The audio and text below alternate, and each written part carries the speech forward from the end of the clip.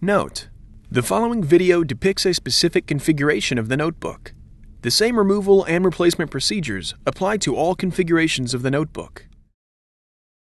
Before you begin, remove the battery, service cover, SATA drive, wireless module, hard disk drive, base enclosure, display panel assembly, display bezel, hinge caps, and hinge covers. Removal. Important: make careful note of the routing of the display panel and wireless antenna cables for later replacement. Remove the 2.5mm P1 Phillips head screw that secures the left display panel hinge to the display enclosure. Lift the left display panel hinge off of its alignment pins on the display enclosure and remove.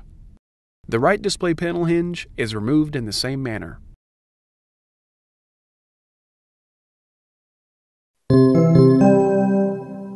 Replacement. Place the left display panel hinge onto its alignment pins on the display enclosure. Important: ensure that the webcam and display panel cables are free from being pinched between the display panel hinge and display enclosure. Replace the 2.5mm P1 Phillips head screw that secures the left display panel hinge to the display enclosure.